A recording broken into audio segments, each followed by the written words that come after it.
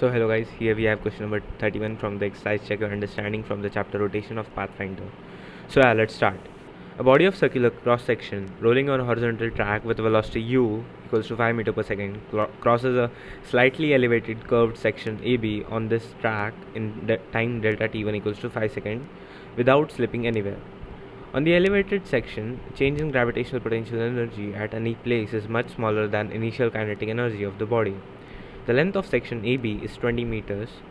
Now, on the horizontal track, consider a slightly depressed section CD profile, of which is a mirror image of the section AB. If the same body enters the section CD rolling with the same velocity u, how much time will it take to move from point C to point D? So, let's consider a small section DL, which is at a height h from the original region and which is correspondingly a height h below in the second case. So let's assume that the velocity of the particle in first case is v1 and that in the second case is v2 at this position. So let's first of all try to find v1 and v2. So here let's assume that its kinetic energy of the rolling body is some constant times mv square. This constant won't matter in the end solution, so it's true for any general k. So this is the kinetic energy of the rolling body. So from here, applying work energy theorem in case 1, what we get is k times m times u square minus v1 squared equals to mgh. This is the velocity in the case of first, and in the second case similarly what we get is k times m times u square, and similarly in the second case what we get is k times m times u squared minus v2 squared equals to minus mgh. So from here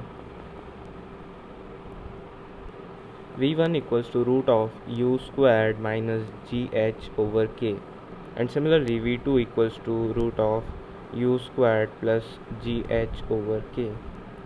Now taking u common, what we get is u times 1 minus root of gh over k u squared, and similarly v2 equals to u times root of 1 plus gh over k u squared. Now we know that the height h is very small, that as the curve has very slight depression or elevation, so this will be very small than 1. So approximating, what we get using the binomial approximation, 1 minus gh over 2k u squared is the velocity in the case of 1, and v2 is equals to u times 1 plus gh over 2k u squared.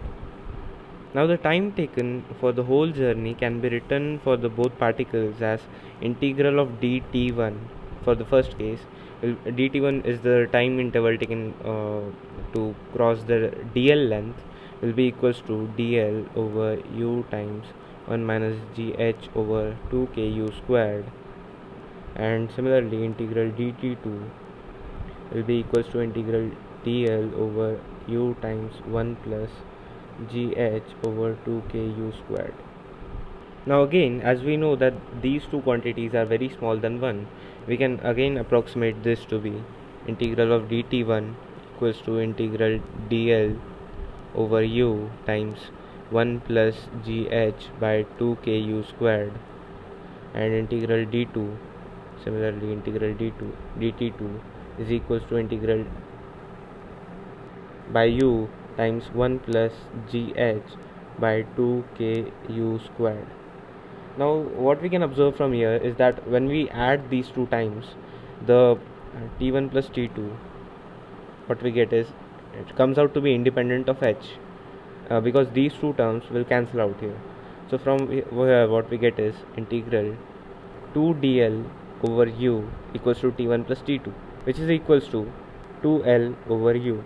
So from here the time taken in the second process is equals to 2l by u minus t1, which is equals to 2 times 20 over 5 minus 5 equals to 3 seconds. So that is final answer. Thank you.